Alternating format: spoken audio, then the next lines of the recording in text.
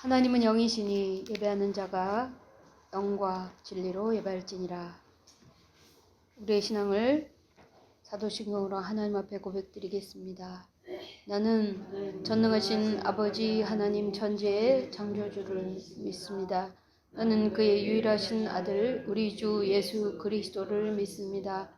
그는 성령으로 잉태되어 동정녀 마리아에게서 나시고 본디오 빌라도에게 고난을 받아 십자가에 못 박혀 죽으시고 장사된 지 사흘 만에 죽은 자 가운데서 다시 살아나셨으며 하늘에 오르셔 전능하신 아버지 하나님 우편에 앉아 계시다가 거기로부터 살아있는 자와 죽은 자를 심판하러 오시리라.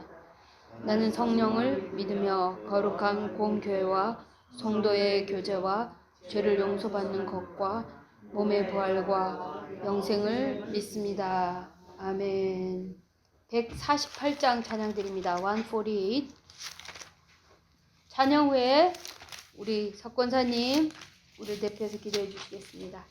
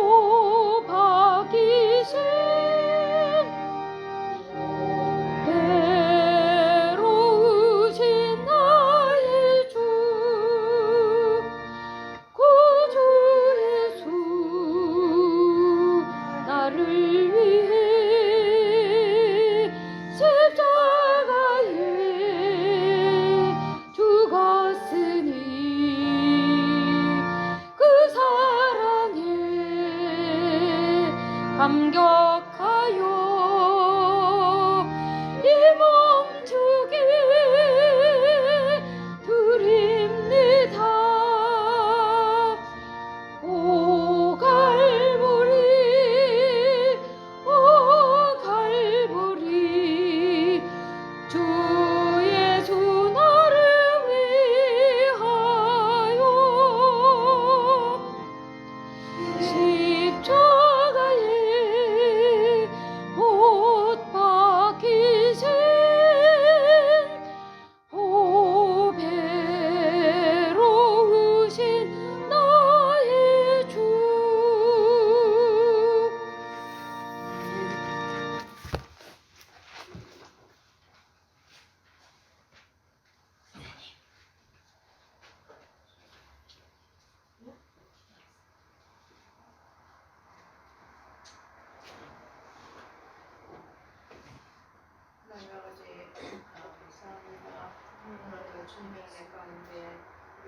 말씀 앞으로 불러주셨사오니 진심으로 고맙고 감사드립니다. 우리의 마음과 생각을 다 열게 하여 주시옵시고 하나님께서 주시는 말씀으로 가득 채워질 수 있도록 하나님 저희를 마음을 가득 열게 하여 주옵소서. 주님 고맙고 감사합니다. 오늘도 주님의 은혜 가운데 저희들이 다 이렇게 말씀 앞으로 저희들을 모이게 하여 주셨사오니 진심으로 고맙고 감사드립니다. 하나님 목사님을 통하여 저희들에게 정말 들려줄 수 있는 말씀을 듣고 남은 시간을 말씀을 가지고 삶 가운데에서 방황하지 않고 말씀 붙들고 살아갈 수 있도록 하나님 저희들을 인도하여 주옵소서. 너무너무 고맙고 감사합니다. 하나님 은혜 가운데 삶을 살아갈 수 있도록 저희들을 인도해 주시니 정말 진심으로 고맙고 감사드립니다. 오늘 하루도 또한 저희들을 이곳에 불러 모아 주셨사오니 목사님을 통하여 귀한 말씀을 들을 수 있도록 하나님 인도하여 주시옵소서. 예수 그리스도의 이름으로 감사하며 기도드립니다. 아멘.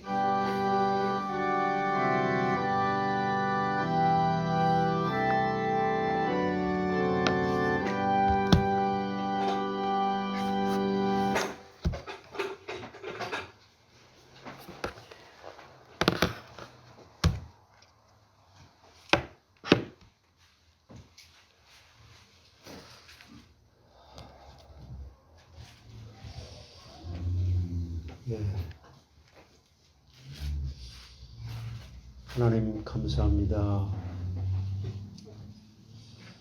저희들을 사랑하시고 도우셔서 성경을 통해 계시해 주신 그 놀라운 그 그리스도의 그 비밀을 저희들에게 알게 하심으로 이 어마어마한 이 세상에 이 천재지변과 정말 병균의 그 바다와 같은 이 세상에서도 안전하게 저희들을 보호해주시는 것 감사합니다.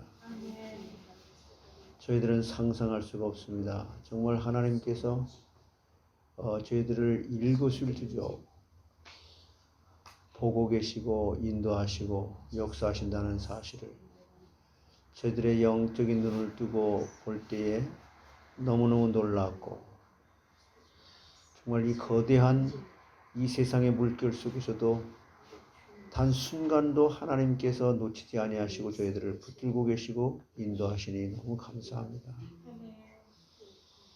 이제 예수 그리스도의 피가 얼마나 그 귀하고 위대한 것인지, 그리고 예수 그리스도의 피가 우리의 모든 장애물을 다 막고 있고 너무너무 안전하게 저희들을 보호하고 있다고 하는 것을 감사합니다.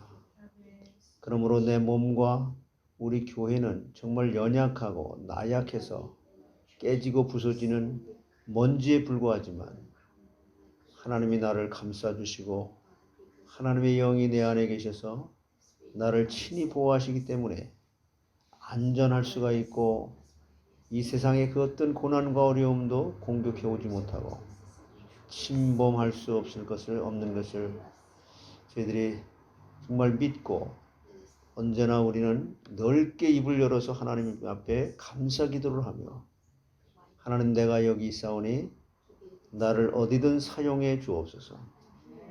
아버지 하나님께 들림받고 장중에 붙들림 받아서 쓰임받기를 원하는 고백을 하면서 하나님이 나를 볼 때 기뻐하시고 사랑하는 자여 내가 너와 함께하며 내가 너를 사용하노라. 하나님이 그 임마누엘의 복을 받아 우리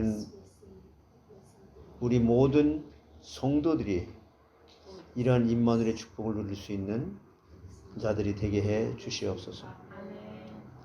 아버지 이 밤도 하나님이 함께 해 주시고 주일을 잘 예비할 수 있도록 오늘 한 주의 삶을 돌아보면서 정리할 수 있도록 도와주시옵소서. 그리함으로 정말 주일의 말씀에 한 주간을 살아갈 수 있고 승리할 수 있는 은혜를 받고 언약의 말씀으로 든든히 무장해서 남은 생에 믿음으로 승리하도록 도와주시옵소서. 어떻게 하면 하나님의 말씀으로 승리할 수 있는지 깊이 말씀을 생각하고 묵상하면서 그 말씀 속에 담긴 하나님의 온전한 언약을 붙잡을 수 있는 지혜와 총명을 주시되 정말 그 언약을 잡고 모든 보는 것과 모든 생각을 사로잡아 기도로 연결이 되도록 도와주시옵소서. 성삼위 하나님께서 영광 홀로 받아주시기를 소원하며 우리 주 예수 그리스도의 이름으로 기도하옵나이다.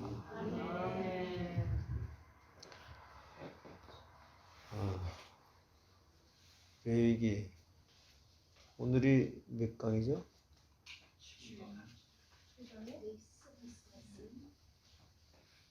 강경란 권사님 7강 아닌 것 같아요. 하여튼, 응? 아니? 7강 맞죠? 네.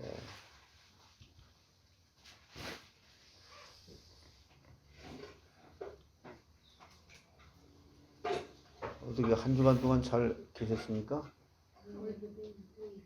네?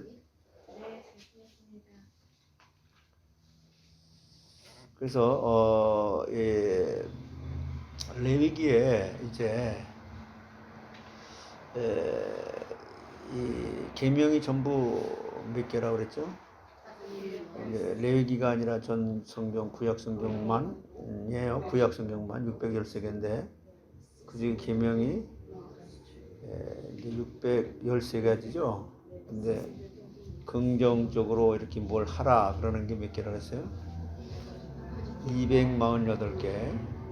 그래서 부정하지 마라 하는 것이 365개로 중국별로. 자, 그래서 지난주에 그 프린트물 그 가지고 계세요? 그거를 집에서 좀 보셨습니까? 그거는 뭐 히브리어를 몰라도 그냥 다 한국말로 이렇게 해놨으니까 보실 수 있잖아요. 그러면 이제 그래서 이 레위기를 사람들이 말하기를 또 구약을 말하기를 또 율법책을 모아놓은 계명책이라 이렇게 말들 해요. 그러나 그것이 절대 아니죠. 아니요. 하나님이 어떤 사람을 지목해서 딱 이름을 불러가지고 그에게 이렇게 말을 한다면은 그렇게 해줬다는 것은 계명을 모아놓은 책이 아니라 이 레위기에서는 레위기는 그럼 무슨 책이냐? 하나님. 즉 그 하나님을 우리가 대신 뭐라고 아까 거기 불러서 지난주에 하쉐임. 그 강명훈 권사님 하쉐임이라고 불렀잖아요. 하쉐임이 친히 말씀하셨다는 것을 가르치는 것은 뭐냐면은 이 출애굽을 한 이스라엘 백성들 있잖아요. 출애굽을 한 이스라엘의 백성들이 약속의 땅으로 출애굽을 해서 광야길을 걸어가잖아요. 근데 광야길을 걸어가면서 사실 약속의 땅 가나안 땅을 걸어가기 위해서 가는 거잖아요.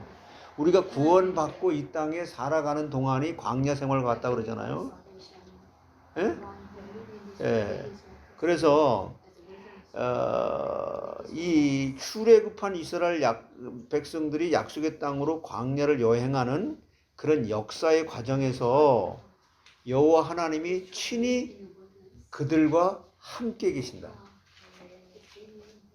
이걸 눈으로 보여준 거잖아요. 그죠? 근데 우리는 지금 광야 생활을 하는 그때 그 모형, 그림자, 예표로 보여주는 그때보다 우리 신약 시대에 사는 우리들은 실제로 그분이 와 계신데 이제 그렇게 하나님이 함께 하시고 그들 가운데 거하시고 그 가운데서 하나님이 역사하시는 거 그들 가운데서 일하시는 것을 보여주는 분명한 증거라는 것이죠. 뭐가요? 레위기서가 응? 그래서 하쉐임 하나님이 모세에게 말했다. 그리고 모세에게 말한 것이 아니라 아론에게도 말했죠. 이렇게 말씀하시는 것은 곧 하나님이 그들과 함께하고 있다는 거란 말이에요. 그래서 이것은 그 출애굽기하고 바로 연결이 돼서 출애굽기에서 하나님이 그들과 함께 하시고 그 하나님이 이스라엘 백성들과 가운데 함께 하시겠다고 말씀하신 약속을 여호와가 성취하고 하나님이 성취하고 내가 너희들하고 함께하고 있어. 내가 너희들과 함께하고 있어. 이걸 눈에 보이도록 가르쳐 준 것이 레위기라는 거예요. 근데 하나님이 함께하고 있으면 기분이 좋아요? 안 좋아요? 아니 마음이 기뻐요? 안 기뻐요? 근데 왜 얼굴에 벌레 씹은 얼굴처럼 그래요? 아니 하나님이 함께한다며 이걸 가르쳐 주는 거예요. 그러니까 너희들과 멀리 있는 것이 아니라 너희들과 함께 있다는 것을 가르쳐 주는 책이란 말이에요. 뭐 성막을 통해서. 그래서 여기서 우리가 교회에서 내가 내 몸이 하나님의 성전이라고 하는 것. 고린도전서 3장 16절에 뭐랬어요?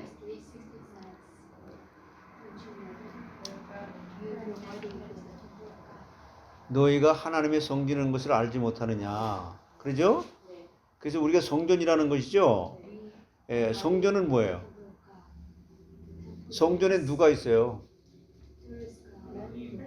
하나님이 함께 계시잖아. 하나님이. 아니 근데 하나님이 함께 있다는 말 하기가 그렇게 싫어? 돈이 함께 있는 게 좋지? 하나님이 나와 함께 있다는 거. 그래서 내 몸이 성막이라는 거를 알 때 바로 내 안에 하나님이 좌정해 계신다는 것을 우리가 인식하게 하고 있다면은 내 안에서 하나님이 계속해서 말씀하시는 그 세미한 음성으로 나를 직접 불러서 말씀하시는 것을 들어야 된다는 거죠. 세상 소리는 잘 들려요. 그것을 내가 듣는다 하라고 할 때 생각하다 보니까 이제 하나님이 나를 불러서 이렇게 말했다. 근데 여기서 이단들이 많이 나온 거예요. 그래서 뭐가 많이 나왔다고요? 여기 이제 하나님께서 이렇게 말하세요. 하나님께서 모세를 불러서 직접 말했잖냐. 이 시대에도 하나님이 나를 불러서 직접 말했다. 이런 사람들이 이렇게 많이 나온 거예요. 여기서 이 말씀을 근거로 해가지고.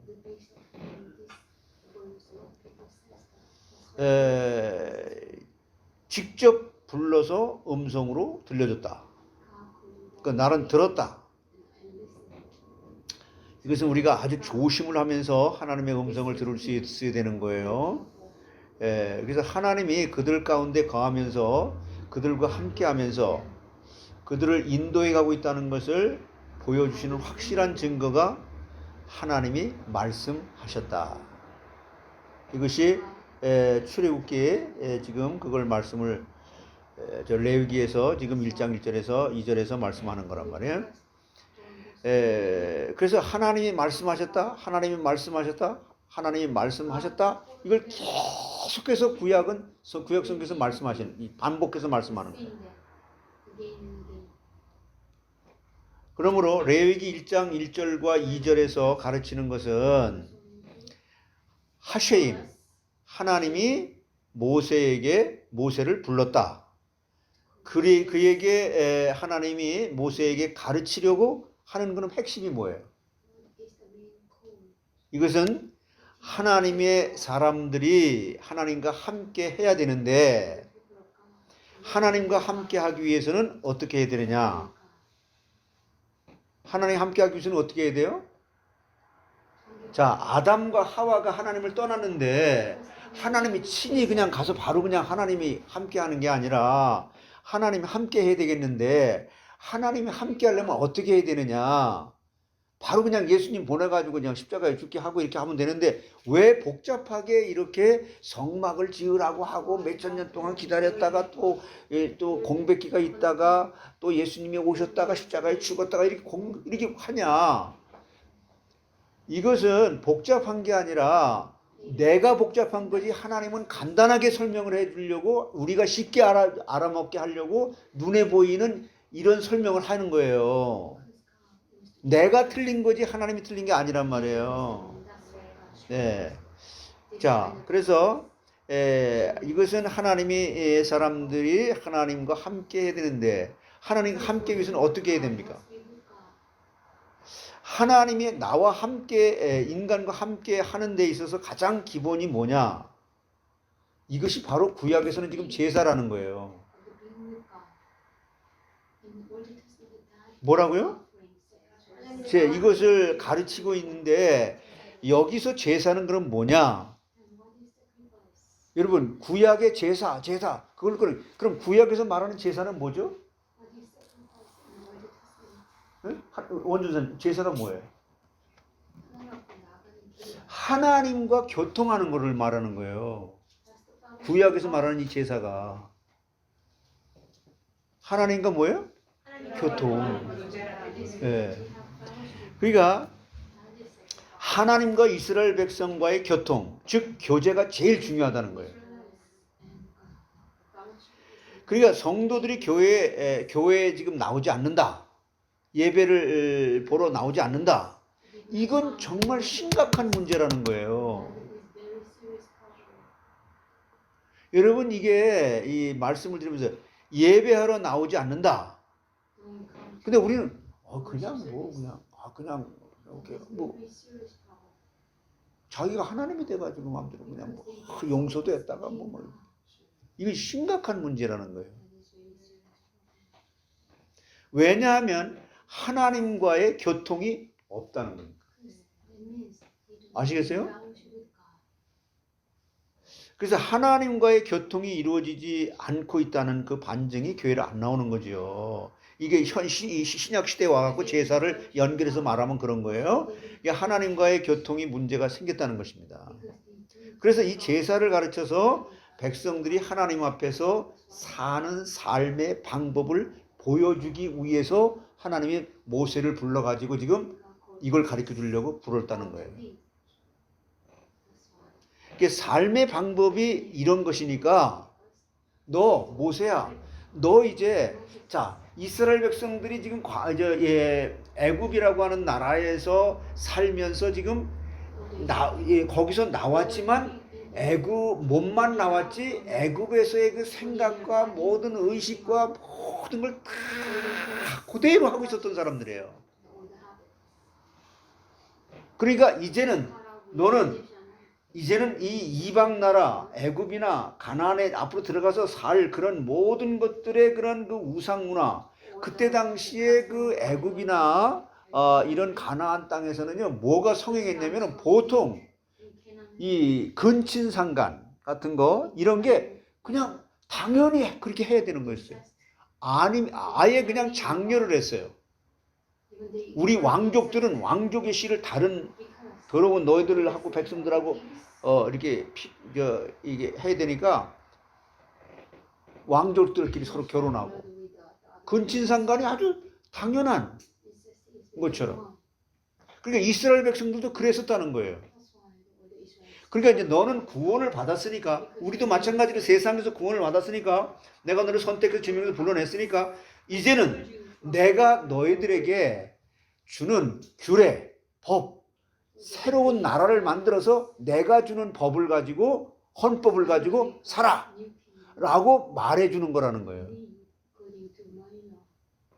그러니까 이거는 하나님의 율법이라기보다는 하나님께서 하나님의 선택한 백성들에게 하나님 사랑하는 자들에게 하나님의 사랑의 메시지로 이렇게 살아야 너희들이 세상을 다스리고 정복하고 네가 행복한 것이야 라고 가르쳐 주는 거니까 율법은 좋은 거예요, 나쁜 거예요? 너무 좋은 거예요. 이렇게 백성들이 하나님 앞에 삶의 방법을 그러니까 모세한테 말하면서 이제 너희들이 세상에서 구별된 백성답게 나 여호와 하나님이 가르쳐주는 이 법, 규례 이거대로 가서 말해줘. 이래서 하나님이 모세에게 말씀하셨다는 거예요. 그걸 우리에게 지금 철저하게 중요하게 가르쳐주고 있는데, 그런데 하나님이 부른 장소가 어디에서 불렀느냐가 중요한 거예요. 어디서 불렀죠? 증거의 장막으로부터 불렀다. 어디서 불렀다고요? 장막으로부터 불렀다. 이것을 회막이라고 말했는데 성막이라는 단어도 있는데 왜 여기서 회막이라고 말을 했을까? 이게 히브리어에서는 증거의 장막이라고 말을 하는데 이렇게 증거의 장막이라고 하면 좋은데 영어 성경에는 대부분 증거의 장막을 뭐라 그래요? 모이는 자리로 번역을 했어요. 회막이라고. 그렇기 때문에 한글 성경도 그냥 영어 성경대로 회막이라고 번역을 했어요. 우리는 증거의 장막 해보세요. 증거의 장막. 증거의 장막이라는 머릿속에 이걸 갖다 두고 이걸 우리 다 뜯어고치자 뭐 이럴 수는 없으니까 이런 의미로 알고 성경을 보시면 되겠어요. 회막 뭐 이런 거죠. 증거의 장막으로도. 왜냐하면 하나님이 계시는 자리에서 불렀다는 것이기 때문에 그래요. 증거의 장막. 어디서 불렀다고요? 하나님이 계시는 자리에서 불렀다.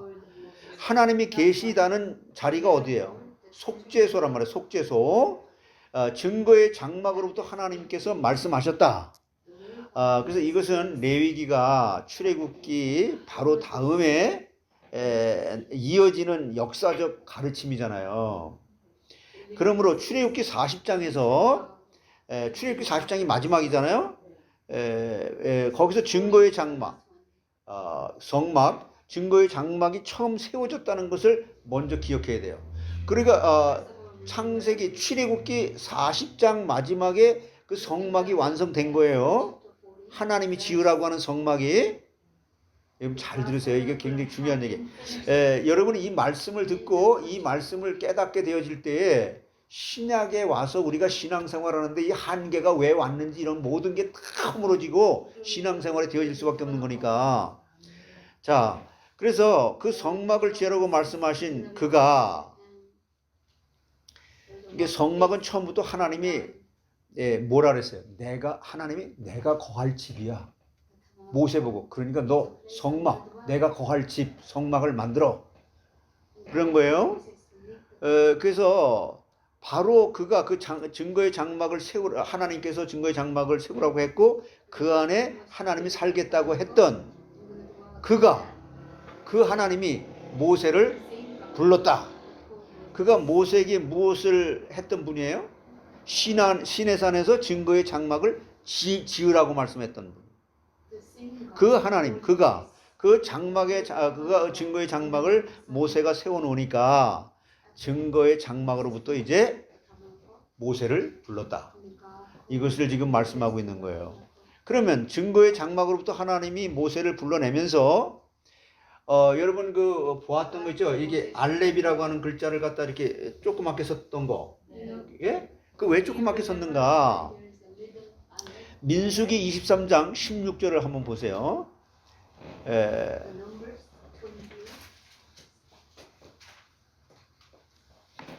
민수기 23장 16절.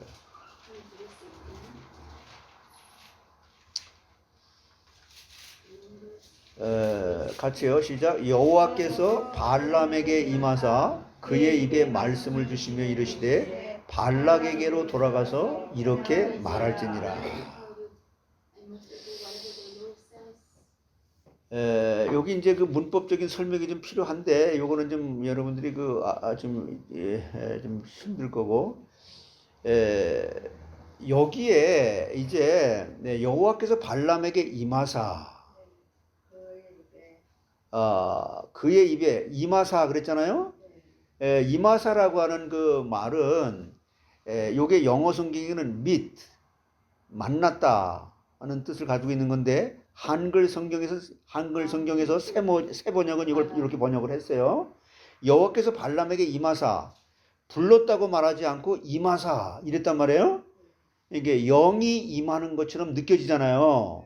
그런데 영어 성경 킹 제임스 버전에서는 이걸 뭐라고 번역했냐면은 met, met 과거 만났다로 이렇게 번역을 했어요.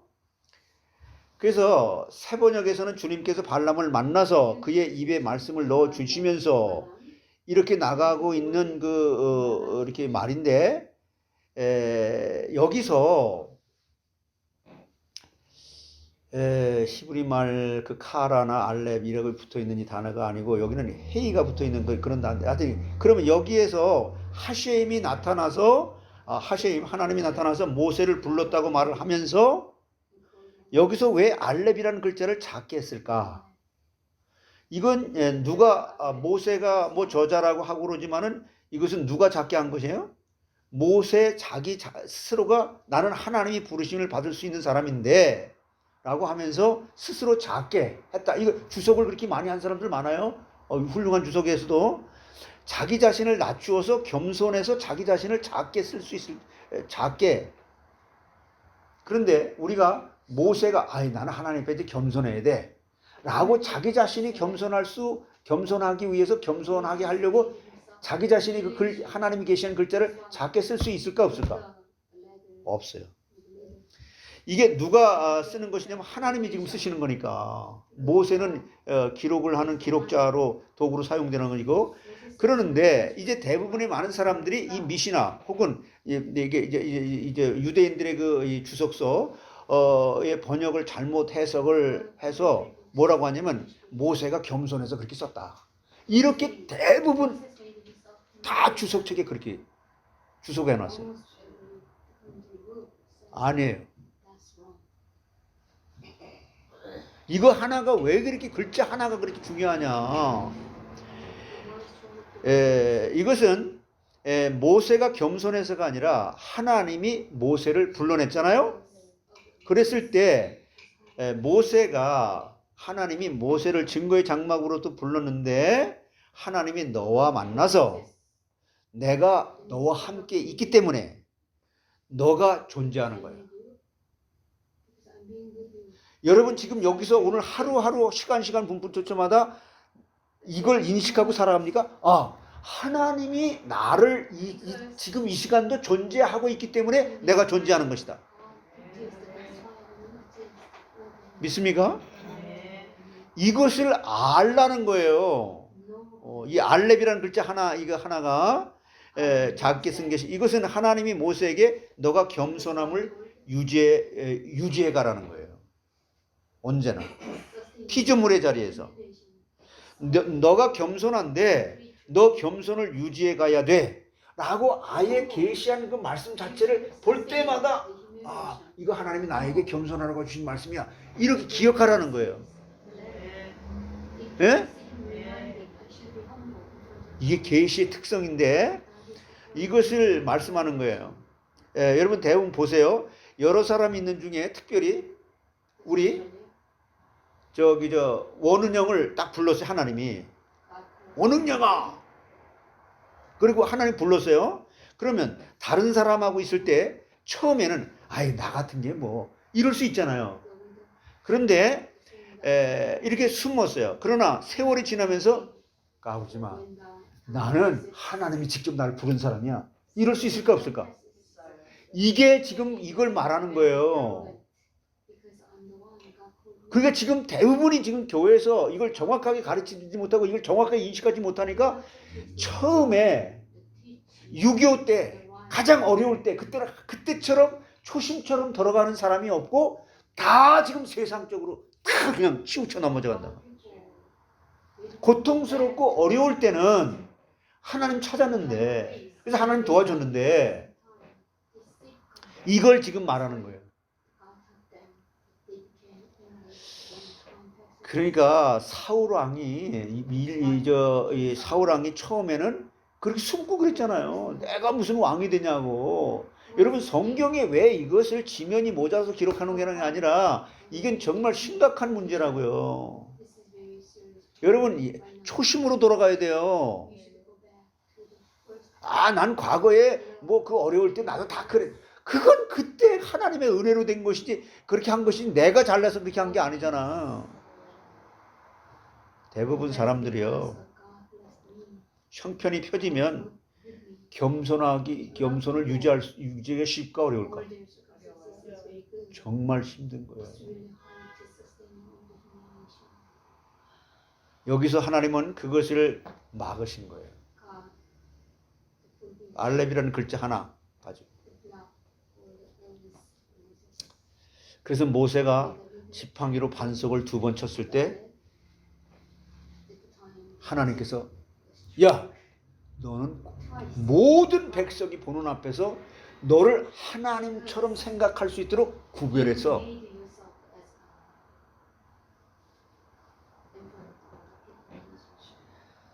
이 말이 무슨 말이냐? 너 그러면 안 돼. 너 무엇을 유지하라고 내가 이렇게 말씀을 줬어? 너는 과거에 어려울 때나 어려울 때 내가 너를 도와준 것처럼 잘 된다 할지라도 그거 붙잡지 말고 세상 바라보지 말고 더 겸손해질 수 있는 사람이 되라고 말씀을 볼 때마다 기억하라고 주신 말씀이라고. 야, 너는 나하고 하나님께서 모세 보고 너는 나하고 내가 증거하는 증거의 장막에서 막 말씀도 이렇게 나누고 항상 있는데 너 겸손해야 돼. 여러분 목사들이나 성도들이 은사를 많이 받은 성도일수록 뭐 해야 돼요?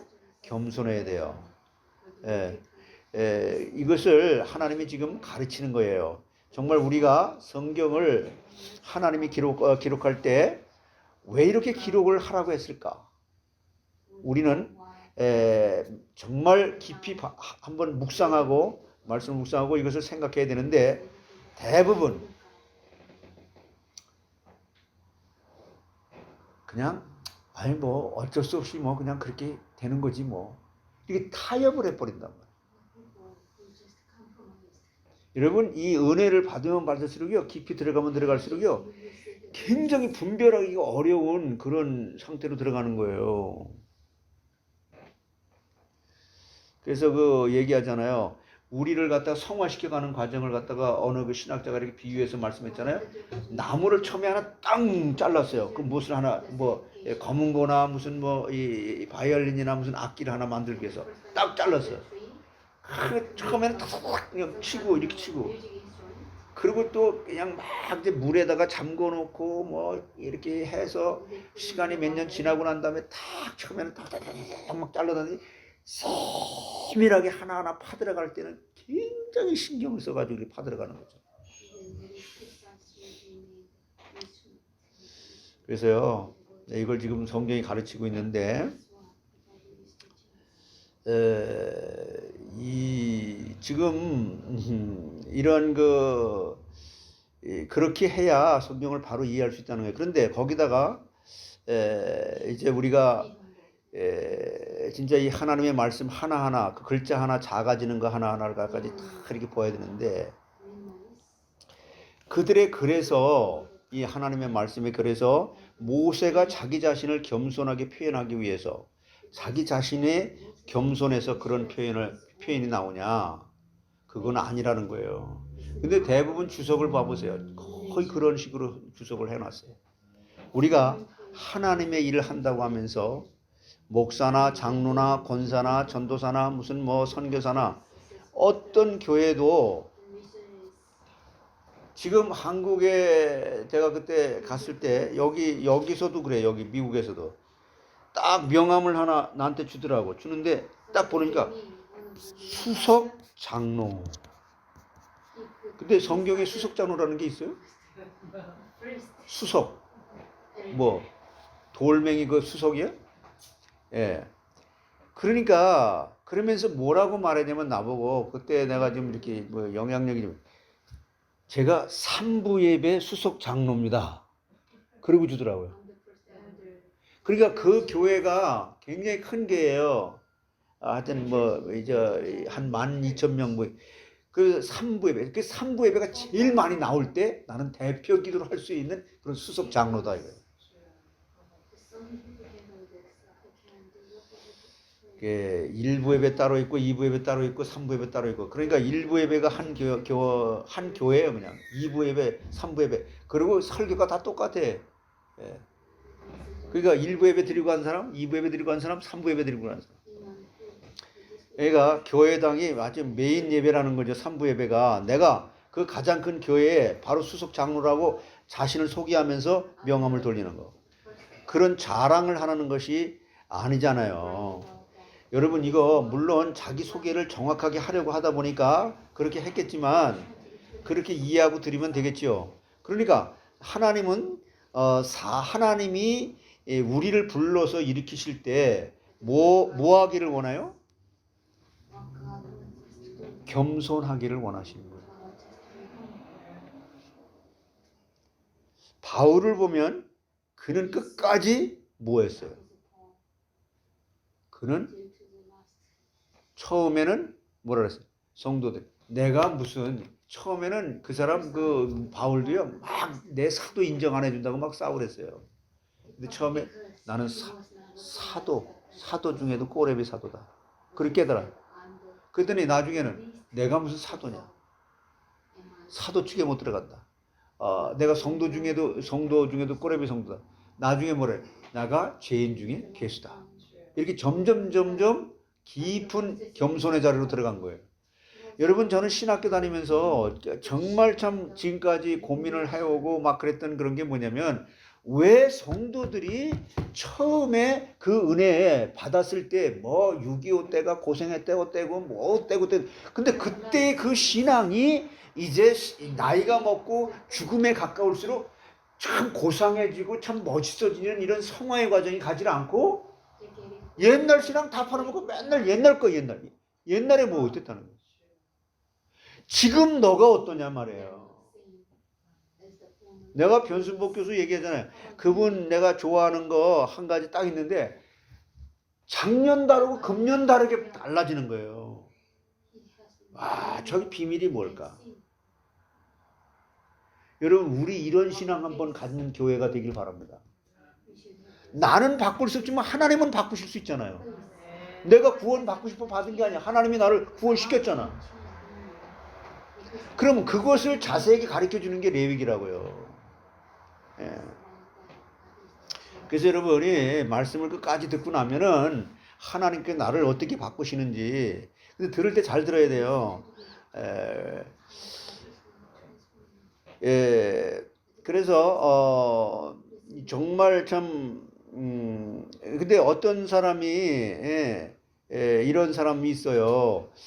야 이제 내가 이제 그냥 이거 알고 나니까 이건 몰랐던 걸 알고 나니까 야 알렙이라는 글자 이렇게 작은 거 너 봤어? 이래가면서 그냥 다른 데 가서 자세를 하라고 하는 게 아니라 정말 그게 나에게도 하시는 말씀으로 내가 진짜 겸손해야 되겠구나. 이걸 하면 되는 거죠. 막 어디 출판사 쫓아가고 이거 왜 이렇게 인쇄했냐고 싸우라고 그런 게 아니라. 네, 그런 분들은 여기 없지 뭐 우리게. 자, 그럴 시간도 없어요. 자, 그래서 이게 지식이 이게 문제라는 거죠. 이게 그래서 하나님은 모세에게 가르친 것이 너 절대 교만하면 안 된다는 것을 레위기 첫 번째로 가르쳐 주고 있는 거예요.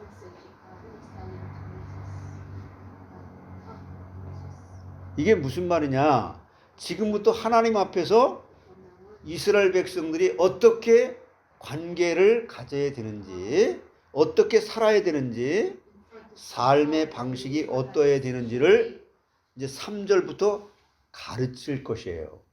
그렇죠? 레위기 한번 보세요. 1장 3절부터 이제 보시면 이제 가르치는 거예요. 이렇게 준비해 놓고. 이거 참 하나님도 참 그 사람을 통해서 하나님의 완전성을 갖다 나타내려고 하니 불완전한 인간을 통해서 모세를 80년을 훈련시켜 가지고 하는데도 완전하지 못해 인간. 그러니까 1절에서 이제 이르기를 이렇게 말씀을 했으니까 가르칠 때 너희들 그따위로 할래? 네가 하나님 노릇하지 말라는 거죠. 하나님이 나에게 이렇게 했다니까 이거 하지 말라고 모세에게 말하는 거예요. 그러므로 이제 목사들이 교회 안에서 내적으로는 강해야 되겠죠. 이게 지식이 있어야 되고 공부를 해서 말씀을 잘 알아야 되고 하나님의 능력을 받아야 되고 내적으로는 정말 강해야 되는데 밖으로 표현되어져서 다른 사람에게 나타날 때는 최대한 겸손함으로 나타날 수 있도록 너의 속사람이 말씀으로 길들여져야 된다. 이게 정말 힘든 거잖아요. 조금만 해도 그냥 확 올라오잖아요. 그래서 여러분 그 시 읽어봤어요? 뻐꾸가 왜 목회를 안 하면서도 너는 왜 그렇게 슬피 우냐? 그 시를 썼어요. 어떤 목사가. 저 샌디에고에 있는 목사가. 예? 예. 근데 이제 샌디에고에 있는 목사가 이것을 근데 이제 그 일자 무식인 그런 그 권사님 한 분이 근데 이 목사님은 서울대 내가 아는 목사 서울대 이렇게 엘리트 목사거든요. 근데 와가지고 교회가 왜 이래야 되냐 막 2시간 동안 그 목사한테 그냥 퍼본 거예요. 그러니까 이 말도 안 되는 소리를 갖다 막 그냥 오해를 한 데다가 뭐 했다 그냥 이 상상을 했다가 막 뒤죽박죽이 돼서 이렇게 한참 2시간 동안 혼내고 나서 이제 그 권선 돌아가셨어요. 집으로 갔는데 뻐꾸기가 그러니까 뻐꾸가 너는 목회도 안 하면서 뭐 그렇게 슬피 우냐. 그러니까 그 시를 쓴 거예요.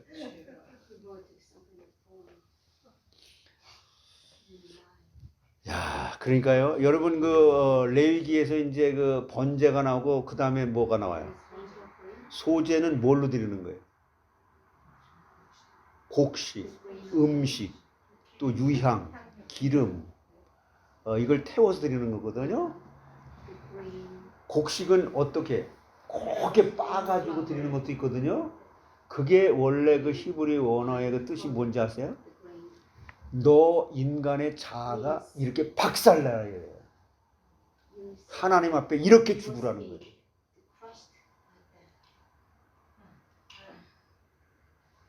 웬 자존심들이 강해요. 그렇죠? 나부터. 참 이거 자 그래서 내 속을 다 끄집어내 놓지 않으면 할 수 없다는 거예요. 신앙생활 할 수 없다는 거예요. 목회 더군다나 나의 자존심 이거 안 내들어오면 정말 힘들다는 거예요. 그래서 그 정말 참 알렙이라고 하는 글자 하나가 이 소재 곱게 빠른 가루 그거와 이렇게 연관이 되는 거예요. 바이크라 이게 그렇게 레위기 1장 1절에서 하나님이 이르기를 말씀하시기를 그 다음에 2절에서 제사를 공부하는데 반드시 알아야 될 중요한 단어가 나온다 말이에요. 여러분 이 신약 성경 이렇게 보고 그럴 때 고르반 읽어봤어요? 고르반 있어요? 없어요? 고르반 이게 히브리 원어예요. 그 한국말도 아니고 영어도 아니에요. 그게 히브리어예요. 그냥 그 히브리어를 그대로 음력해서 나온 거라고. 그게 이제 카르반으로 읽으면 안 되고 어떤 우리 하나님 성경에 카르반 읽는데 코르반 해야 돼. 코르반. 원래 히브리 원어의 그 발음이. 코르반 해보세요. 코르반. 네, 우리 말 성경에 지금 있잖아. 그냥 고르반으로 한국말로 음역을 해놨잖아요. 그래서 이제 이게 단음절이기 때문에 이제 여러분 히브리어 저기에서 문법에서 봤잖아요. 그 모음에서 이렇게 한 건데 아 발음이 아니라 이게 단모음일 때는 오 발음이 난다고요. 코르반이에요. 이것을 한글 성경에서는 뭘로 번역했냐면 예물로 번역을 했어요. 마가복음 7장 11절 한번 찾아보세요. 마가복음 7장 11절.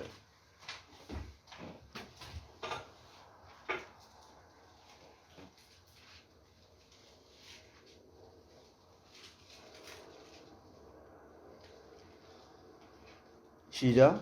너희는 이르되 사람이 아버지에게나 어머니에게 말하기를 내가 드려 유익하게 할 것이 고르반 곧 하나님께 드림이 되었다고 하면 그만이라.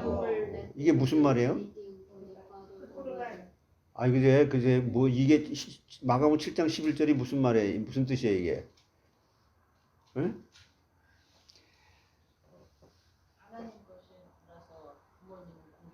그렇지. 이거 엄마, 아빠 이거 하나님께 드리기로 한 거야. 그러니까 엄마, 아빠도 드릴 수 없어. 고르반 이렇게 했단 말이에요. 고르반이라는 게 하나님께 드리기로 지정된 것. 이것을 말하는 거예요. 이게 고르반이 아니라 코르반이에요. 코르반. 이 말이 신약에서 부모에게 공경해야 할 책임을 회피하기 위해서 이것은요 하나님께 드려진 제물이에요. 이렇게 말을 한다는 거예요. 이렇게 하나님의 제물로 변절시킨 바리새인들의 행위를 정죄할 때 바로 이 단어가 사용이 된 거예요. 다시 말하면 하나님께 드림이 되었다고 하면서 부모님께 불효를 하는 이런 정말 참 안타까운 모습을 이게 우리에게 가르쳐 주는 거예요. 그러므로 코르반이라는 이 말은 하나님께 드려진 것을 말하는데, 그러니까 여기서 우리가 알아야 될 것은, 자, 창세기 4장 4절을 보세요. 이제 여기 중요한 게 나옵니다. 창세기 4장 4절. 이게 지금 보통 문제가 아니죠. 창세기 4장 4절 같이 시작. 아벨은 자기도 양의 첫 새끼와 그 기름으로 드렸더니 여호와께서 아벨과 그의 제물은 받으셨으나, 그죠? 여기 그의 제물이라 그랬죠. 이게 히브리 원어를 보면 하쉐임이 바라보셨다. 하나님이 응시하셨다. 그런 말이거든요. 그래서 아벨에게 원래 헤벨이야. 아벨에게 그리고 그의 제물에게, 여기도 이제 대명사 전미사가 붙으면서 끝으로 두 번째 헤이가 탑으로 바뀌어지는 그런 건데, 이것은 무엇을 말하냐면은 그냥 듣기만 하세요. 민하야 보세요.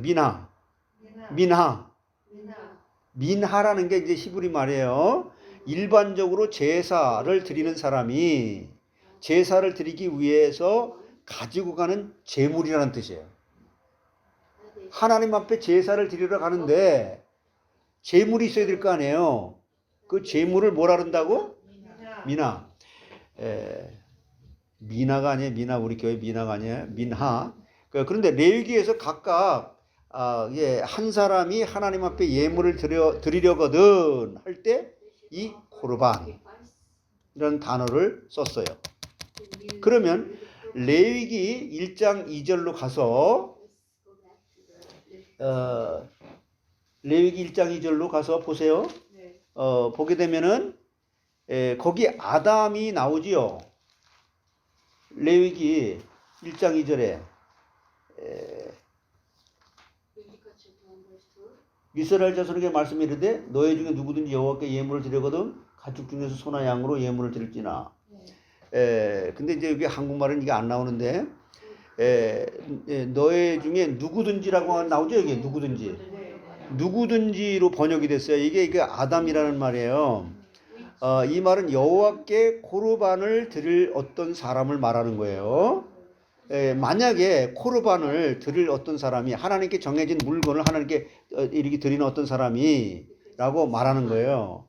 그러니까 하나님 앞에 드려진 것을 하나님 앞에 내려놓으려면 그렇게 말하면서 앞으로 가르칠 이제 5대 제사의 의식, 그리고 이 교회들이 이스라엘 백성 한 사람 한 사람 모두에게 해당되는데 이렇게 하나님 앞에 내려놓으려면 하나님의 드려진 것을, 이것을 지금 이스라엘 백성 전체 한 사람 한 사람마다 다 그렇게 해야 된다는 것을 가르치는 거예요. 그러므로 누구든지라는 이 불특정한 사람을 말하는 거예요. 누구든지, 그건 누군지 모르잖아요.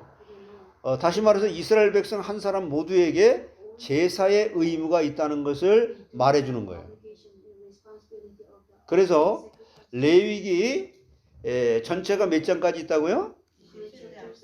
그래서 레위기 1장부터 7장은 백성들 한 사람 한 사람, 즉 개개인이 드려야 하는 제사를 가르쳐 주고 있다. 어디서 어디까지? 그러니까 제사를 드리러 가는 사람은 어떻게 해야 되느냐? 이스라엘 백성들이. 그리고 제사를 집리하는 사람은 어떻게 해야 되는가? 이것을 가르치는 것이 6장부터 이제 1장, 5장, 6장, 7장인데 이렇게 나누어지는데 그러니까 6장, 7장은 한 사람 한 사람 이스라엘 백성들이 모두 다 제사를 드려야 한다는 것을 가르쳐 주고 그런데 민수기 28장에서 29장 요걸 좀 이렇게 참고해서 알아야 되는데 민수기 28장과 29장은 자 여기 민수기 28장 2절을 한번 보세요.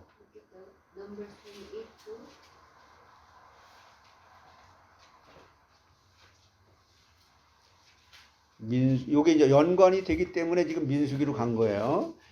민수기 28장 2절 찾았으면 같이 한번 시작. 이스라엘 자손에게 명령하여 그들에게 이르라. 내 헌물, 내 음식인 화제물, 내 향기로운 것은 너희가 그 정한 시기에 삼가 내게 바칠지니라. 여기서 가르치는 것은 무엇이 중요점이냐면 핵심이 뭐냐? 여기서는 뭘 가르치냐면은 중요한 것은 정한 시간이라는 거예요. 정한 시간. 자, 영어 성경을 한번 보면 영어 성경 혹시 있는 사람 있어요? 네. 그거 뭐라 그랬어요? 정한 시간을 appointed time이라 그랬죠? 근데 이제 킹 제임스 버전이나 이런 걸 보면 in their due time 그랬어요. 예, 여기서도 정한 시간, 지정된 시간을 말하는 거예요. 같은 의미죠. 이게 히브리 원어로 보게 되면 그의 정한 시간 안에 하나님이 정한 시간 안에라는 말이에요. 예? 예. 그러므로 민수기 28장과 29장은 이스라엘이 성소 안에서 성막 안에서 매일매일 지정된 시간에 제사를 드려야 하는 공적인 제사 그리고 안식일 제사 절기 때 드려야 하는 제사를 하나님이 정한 시간에 해야 된다.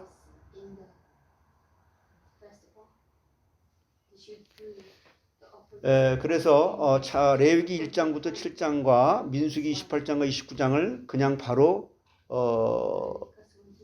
왜 연결을 해서 사람들이 이렇게 보고 이렇게 주석책들을 보게 되면 그렇게 다 연결을 시켜놓고 그러는데 연결을 바로 하면 안 되는 거예요. 왜냐? 이게 다르기 때문에. 그래서 레위기에서 한 사람 한 사람을 말하는 거 여기서 아담이라고 쓴 것은 남자뿐만 아니라 여자들도 제사를 드려야 한다는 거예요. 누구든지라고 하는 그 아까 그 말. 그러니까 한 사람 한 사람 남녀 모두가 제사를 드려야 하는 거예요. 근데 이걸 갖다가 한국어로 뭐라고 번역했다고요? 누구든지라고 번역을 해놨단 말이에요. 그러나 성경 레위기 12장부터 15장에 여자들의 제사는 출산 후나 유출 월경이 나온 때는 제사를 드릴 수 있어요, 없어요? 없어요. 그래서 그것이 출산이나 유출이 나온 후에 제사를 드렸어요. 그리고 예물은 하나님 앞에 드릴 때 무엇으로 드려야 돼요? 1절과 1장 2절 보세요. 여기 레위기 1장 2절 뭘로 드려야 돼요? 이스라엘 자손에게 말하 이르되 너희 중에 누구든지 여호와께 예물을 드리려거든 가축 중에서 가축이라고 해서 가축 버헤이마 생축 동물 가축으로만 드려야 돼요. 여기서 왜 가축이라고 했죠? 이거 성경은요 그냥 뭐 동물 잡아서 이것은 사냥으로 잡은 야생 동물은 결코 하나님 앞에 예물로 드릴 수 없다는 의미예요.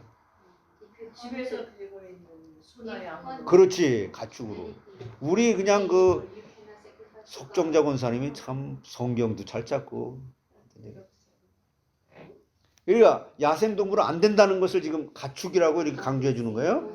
그러니까 예수님이 오시기 전 시대에, 즉 구약 시대 예물은 주로 소나 양이었었어요. 그래서 따라서 가축들을 드려야 하는데 이 가축들은 주로 성격이 온순한 짐승들을 하나님께 제물로 드렸어요. 그리고 네 발을 가지고 있는 짐승이었고요. 그러나 하나님께 드리는 가축은 브헤이모트 미드바르가 아니 집에 있는 가축인 소나 양이었단 말이에요. 이것은 왜 그렇죠? 구전 그런 이 유대인들의 그런 이 주석 같은 거나 전승에 의하면 유대인들은 야생 짐승과 같이 값을 지불하지 않은 짐승은 하나님께 연락하지 않는다고 생각을 했기 때문에 그래요. 야생 동물들은 값을 지불한 거예요, 아니에요? 돈 주고 산 게 아니잖아요. 그래서 역대상 21장 24절을 보세요. 역대상 21장 24절. 이거 성경 하나하나가요 얼마나 참 정확하게 우리에게 말씀해 주는지 찾았나요? 역대상 21장 24절. 같이 시작. 다윗 왕이 오르난에게 이르되 그렇지 아니하다. 내가 반드시 상당한 값으로 사리라. 내가 여호와께 드리려고 내 물건을 빼앗지 아니하겠고 값없이는 번제를 드리지도 아니하리라 하니라. 그러니까 여기서도 다윗이 값을 치르지 않고는 내가 하나님 번제를 드리지 않을 거야. 네가 나한테 공짜로 땅을 준다고 하고 번제 물도 드린다 하는데 아니야, 난 돈 주고 살 거야. 이렇게 말하는 거예요. 그때나 지금이나 하나님께 드리는 예물은 지극한 정성으로 나의 것의 일부를 구별해서 준비해서 세상의 것을 드려야 된다는 거예요. 예?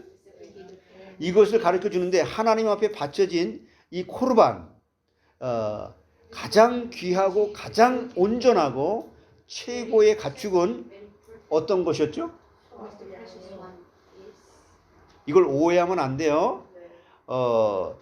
이 베들레헴 구유에서 탄생하신 바로 예수 그리스도예요. 응? 예수님이 짐승들의 마구간에서 태어나셨죠. 그리고 구약의 제사를 드리는 동물들은 다 뭐였었어요? 수컷이었어요. 그러니까 예수님은 사람들의 죄를 대속하기 위해서 하나님께서 정해놓은 하나님께 드려질 코르반, 제물로 드려진 속제물이고, 예? 번제물이고 화목제물의 제물이면서 바로 유월절 양이었다. 아시겠죠? 자, 예수님의 대속의 은혜로 우리가 나음을 입고 우리가 구원을 받고 하늘나라의 시민권을 우리가 얻었다는 것이에요. 그러면 이것은 하나님께서 예수님의 피값으로 우리를 사서 하나님의 자녀로 삼아주셨다는 거잖아요. 아멘? 그래서 하나님의 자녀된 사람, 천국 사람인 사람, 크리스찬이 뭐예요? 하나님의 것. 하나님이 기뻐 받으시는 예배를 드려야 되는데 바로 예수님이 오신 다음에 드리는 예배의 기원이 뭐예요? 제사란 말이에요. 응? 예수님이 오신 다음에 드리기 전에 예배의 기원이 뭐예요? 제사이기 때문에 이 제사의 정신을 바르게 알아야 우리의 예배 정신이 살아날 수 있다. 우리가 한번 생각해 보면 옷이나 각종 물건들을 보고 이거 얼마짜리냐 내가 한번 말씀드렸죠. 예? 이거 얼마짜리냐 그러면 이거 얼마 주고 산 값이 있잖아요. 예. 하나님이 예수님을 주고 나를 사셨잖아요. 그래서 여러분은 얼마짜리요? 우리의 값은 예수님짜리란 말이에요. 우리는 얼마짜리라고? 예수님짜리. 한번 해보세요. 나는 예수님짜리다. 이거 진짜 중요한 얘기예요. 그냥 웃는 게 아니고. 그럼 번제를 드리는데 번제의 제물은 뭐였었어요? 소, 양, 염소, 새, 비둘기. 4가지예요. 근데 그 번제물은 첫째, 흠이 없어야 돼. 그리고 수컷이래야 돼.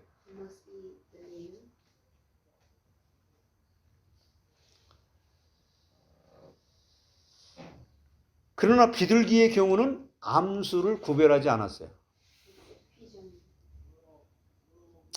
일반적으로 일련된 수양이 번제물로 가장 흔하게 사용이 가장 많이 드려졌어요. 그리고 이스라엘에서 제물은 반드시 뭘로 드려야 된다고?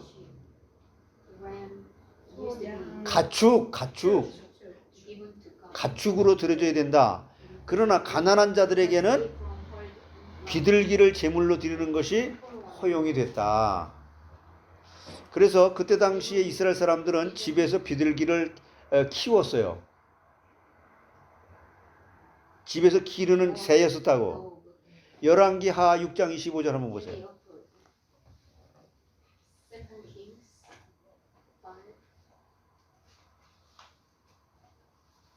25절, 6장 25절. 찾았어요? 아직 보시면 시작.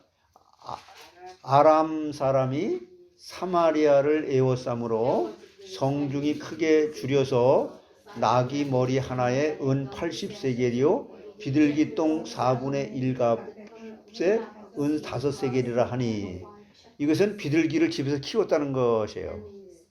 번제의 제물은 이렇게 소와 양과 염소와 비둘기였고 번제를 하는 의식은 어떻게 했느냐? 여러분 제사에서 일반 이스라엘 백성과 제사장의 역할은 엄격하게 구분이 되어 있어요. 뭐 했다고? 뭐가? 누구하고? 제사장하고 제사장들하고? 이스라엘 백성하고 제사장하고 엄격하게 구분되어 있어요. 제사장이 드리는 제사의식에서 제사장의 역할과 백성들의 역할을 우리가 알아야 우리 교회 안에서도 목회자가 할 일과 성도가 할 일을 정확하게 나누어서 이해를 하고 알아야 된다는 거예요. 요즘은 성도들이 편하게 앉아서 예배를 해야지, 목사들이 다 해야지 그렇게 하는 사람들이 있는데 그것은 과연 바른 것인가? 그런 것이 또 엄청나게 인기가 많다는 거예요. 한국에서는. 여러분들은 이 세상에서 너무 힘들게 일하니까 목사가 다 할게요. 청소도 하고 뭣도 하고 막 이렇게. 그거는 대단히 잘못된 거예요. 그래서 한국에 지금 그런 교회가 지금 유행한다 그러잖아요. 우리 교회로 오세요. 여러분 아무것도 시키지 않겠어. 부엌에서 우리 그냥 강경남 권사님처럼 우리 켈리 집사님이 저 권사 안수 몇 살에 받는 건지 물어보면서 이렇게 하는 것처럼 그런 것도 딱 안 하고 딱 이제 목사가 사모가 딱 할 테니까 그냥 와서 앉아서 예배만 드리세요. 이런 교회가 한국에 지금 유행한다는 거예요. 그러면서 뭐라 그러냐면 야 거기 교회 가니까 밥도 안 하고 뭐 봉사부도 없고 그냥 앉아서 예배만 듣는데 얼마나 존중을. 그래서 하나님의 그래서 뭐라 그러냐면 거기서 하나님의 공주, 하나님의 아들, 왕자 대접을 받아요. 우리 그 교회 가요. 이게 한국 교회 지금 유행한다는 거예요. 그게 정말로 하나님 앞에 예배를 하는 건가요? 아니에요. 절대 아니에요. 심각하게 생각해 봐야 돼. 제사자의 역할이 있고요. 제사장의 역할이 있는 거야. 그들이 내는 헌금 가지고 목사를 내가 먹여 살리고 있잖아. 이거 대단히 잘못된 거예요. 그래서 월급이라고 안 하는 거예요. 이게. 자기들이 월급 주고 하는 성도들이 월급 주고 하는 그런 건 정말 꼴사나운 것이죠. 예배자가 어떤 자세로 예배, 제사를 해야 하는 것인지 것이지 예배자의 자리가 어떤 것인지 바로 이 예배자, 제사자의 정신을 모르고 있는 거예요. 이게. 우리 이거 정말 잘 아는 것이 중요한 거예요. 그러니까 소를 번제로 드리는 경우에 어떻게 하라고 했냐? 제사를 드리는 예배자가요. 흠없는 수컷을 선택한 다음에 그 소를 어디다 끌고 와요? 회막 문 앞에 끌고 오잖아. 3절에. 자, 3절에 보세요. 레위기 1장 3절에. 같이 읽어보세요.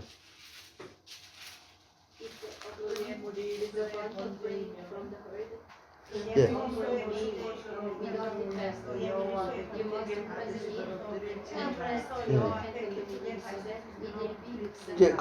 그러니까 그 예배자가, 그 제사자가 일단 흠없는 그 소나 양이나 염소나 비둘기를 가지고 흠없는 것을 가지고 어디로 간다 그랬어요? 회막문.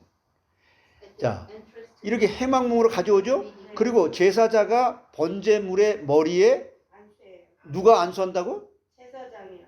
제사장은 아니고 제사자, 제사를 드리는 사람이 그 머리에 어떻게 조금 누를까? 꽉 누를까? 어떻게 할까? 어떻게 하죠? 그냥 너 힘들어 그러고 꽉 눌러? 그 심은 사람 어떻게? 이것은 이 제사자가 여기 이게 소나 양이나 염소나 비둘기는 그냥 이렇게 되면 되겠지만 그냥 끌어안고 이 동물이 나와 일체가 되게 한다는 거예요. 그냥 제가 여기 사람이 이렇게 이 사람의 죄가 일로 전가되는 이게 아니에요. 이걸 그렇게 가르쳤다고. 자, 보세요. 들어보시면, 자, 이 소를 번제로 드릴 경우에 예배자가 흠없는 수컷을 선택한 다음에 소를 회막문에 가져와서 제사자가 번제물의 머리에 손을 얹고 안수를 하죠. 그리고 제사자 자신이 제단에 있으면 제단의 북편에서 그 짐승을 직접 누가 잡아요? 잡는 사람이 따로 있는 게 아니야. 제사자가 직접 잡아야 돼. 누가 잡는다고? 제단의 북편에 가서 짐승 잡는 곳이 있어요. 그럼 레위기 1장 5절 한번 보세요. 여호와 앞에서 그 수송아지를 잡을 것이요 아론이 자손 제사장들은 그 피를 가져다가 회막문 앞 제단 사방에 뿌릴 것입니다. 그래서 여러분 교회에서 목사님 그거 놔두세요. 내가 할게요. 이게 정상이에요.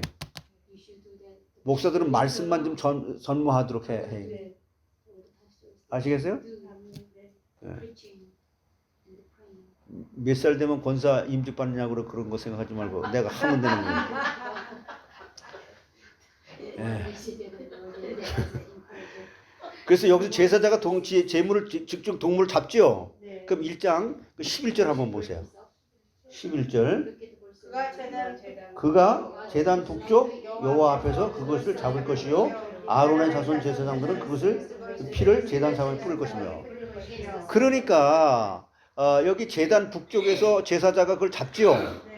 그 다음에 제사장은 제사자가 잡은 동물의 피를 대야에 받아서 가지고 오면 번제단 사면에 그 피를 뿌리는 거예요.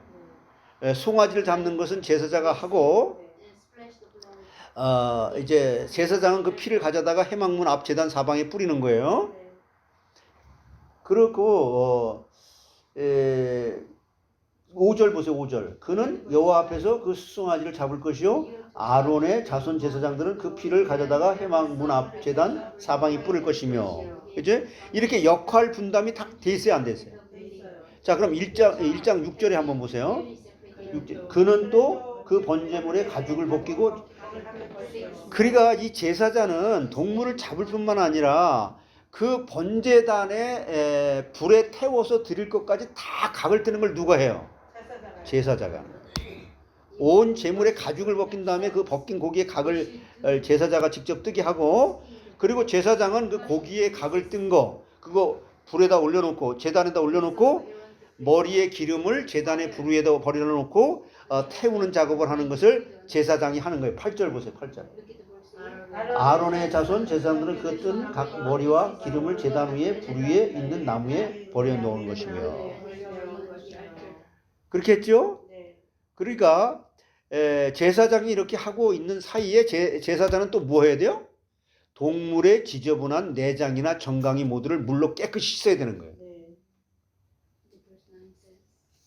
제구들.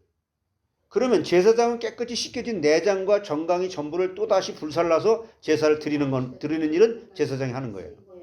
이렇게 제사, 즉 예배하는 과정을 보면 동물을 죽이거나 지저분한 부위를 갖다 씻는 거, 이 굳은 일은 다 누가 해요?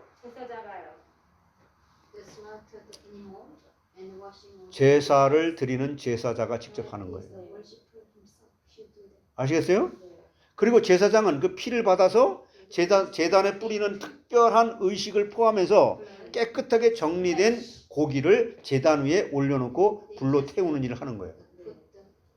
이처럼 가족을 제외한 소 한 마리 전체가 제단 위에서 불로 타서 그 연기가 하나님께로 올라가는 제사를 번제라고 하는 거예요.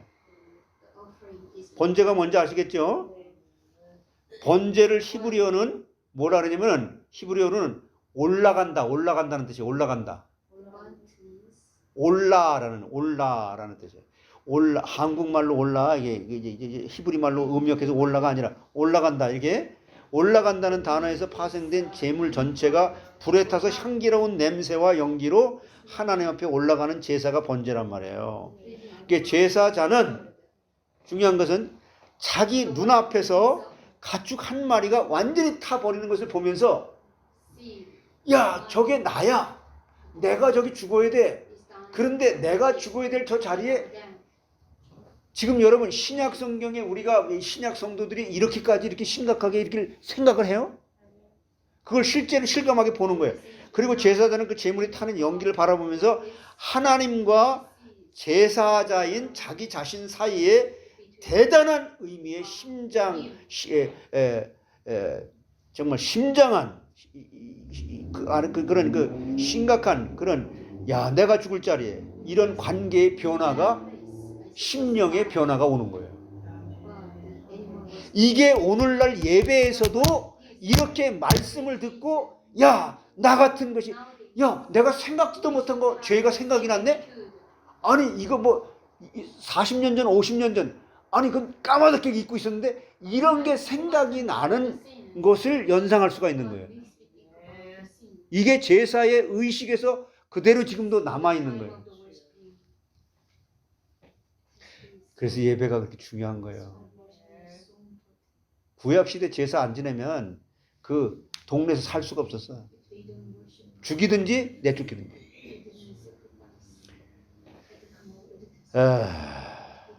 그래서 정말 거기에 역할을 해주는 자가 바로 누구예요? 그 중보자 역할을 해주는 누구예요?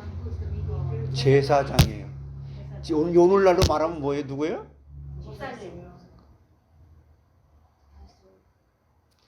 그래서 그 다음에는 소나 양이나 염소나 의식은 그건 다 똑같은 거예요. 소를 드릴 때나 염소를 드릴 때나 양을 드릴 때나 비둘기를 때나 똑같아요. 시간 다 많이 됐네. 그만합시다.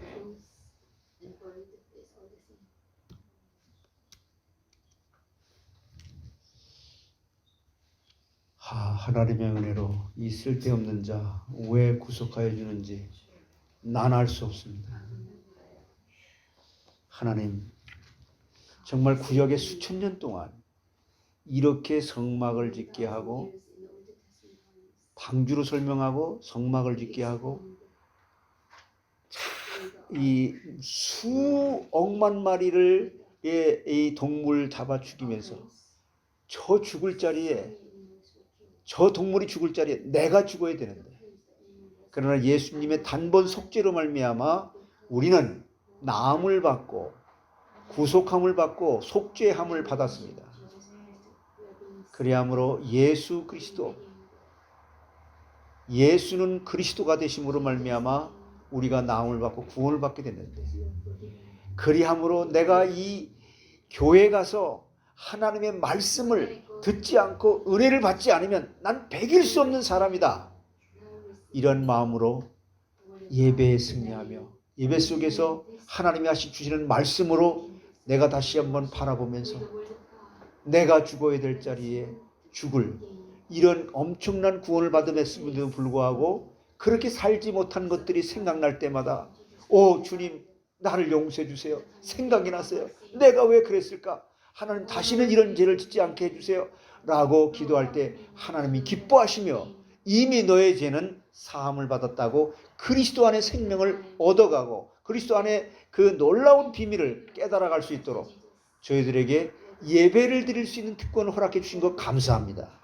제사장만 들어갔던 그곳에 우리가 마음껏 많은 제사장이 됐기 때문에 들어갈 수 있다고 하는 이것이 정말 구약의 절기를 통해서 제사를 통해서 배울 때 너무너무 정말 엄청난 것인데 우리는 교회 예배를 드리러 오면서도 정말 어떠한 상태로 예배를 보러 오는지 내 자신을 다시 한번 깊이 생각하고 묵상하면서 내가 이 하나님의 말씀을 듣지 않으면 내가 하나님 앞에 구원받은 이 은혜에 감사하지 않으면 가장 초태생이고 흠이 없는 가장 좋은 것을 우선적으로 하나님 앞에 코르밤으로 드릴 수 있는 마음을 주시고 그렇게 구별되게 하나님 앞에 예배를 드리는 정신과 의식은 그대로 가지고 있으면서 예배에 승리하는 우리 모두가 다 되게 주시옵소서.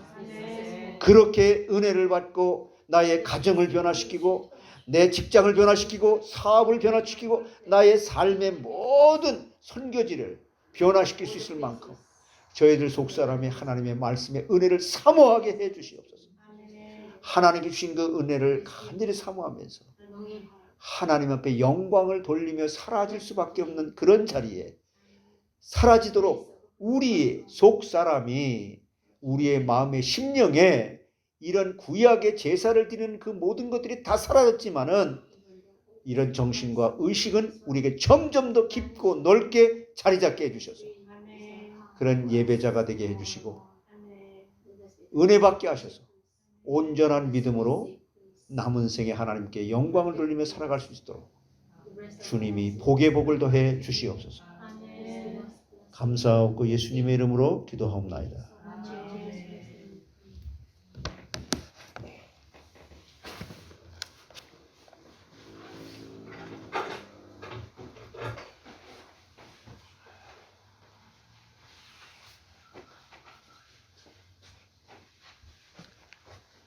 (310장) 찬양 드립니다. 310.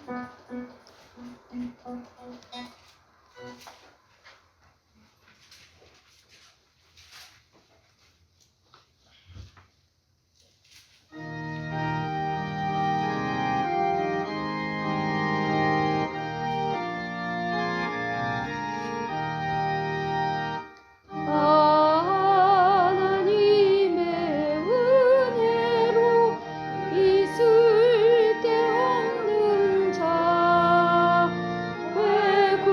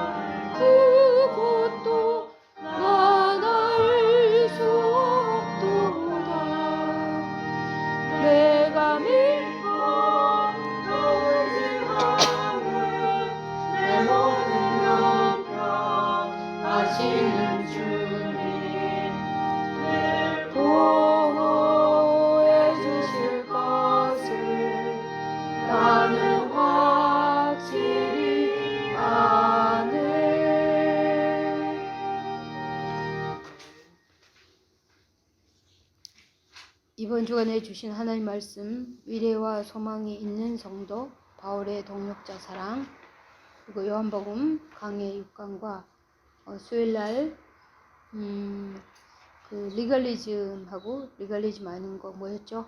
그 한국말로 잘 모르겠는데, 예, 율법주의, 율법 해제. 율법주의와 율법 폐절은 대해서 폐절은 말씀 주셨습니다. 그리고 오늘 말씀 주셨습니다. 6월 25일 날 찬양대 세미나가 있습니다. 계속해서 요한복음과 레위기서, 기독교 핵심 진리 102가지 우리 다 같이 은혜 받을 수 있도록 기도해 주시고, 우리 웅진아 성도님 위해서 기도해 주시고요. 우리 다 같이 주보를 펴시고 주보에 있는 대로 기도 드리시는데요. 우리 주일날 말씀 전하실 목사님, 또 예배 순서를 맡으신 모든 분들, 그리고 또 하나님 말씀을 받을 우리 모두 정말 사모하는 마음으로 오늘 또 주신 말씀처럼 그런 간절히 사모하는 마음으로 하나님 앞에 정말 예배 드릴 수 있도록, 준비될 수 있도록 다 함께 이 시간 기도 드리시겠습니다.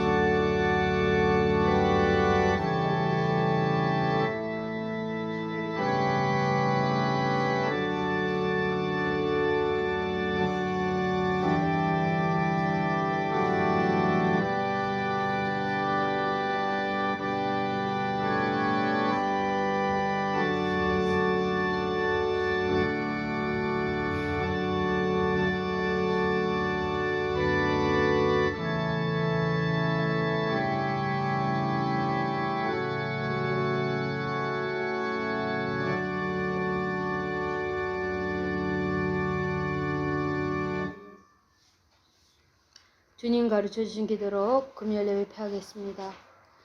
하늘에 계신 우리 아버지여, 이름이 거룩히 여기심을 받으시오며 나라의 마옵시며 뜻이 하늘에서 이루어진 같이 땅에서도 이루어지이다. 오늘날 우리에게 일용할 양식을 주옵시고 우리가 우리에게 죄 짓는 자를 사하여 준 것 같이 우리의 죄를 사하여 주옵시고 우리를 시험에 들지 말게 하옵시며 다만 악에서 구하옵소서. 대개 나라와 권세와 영광이 아버지께 영원히 있사옵나이다. 아멘.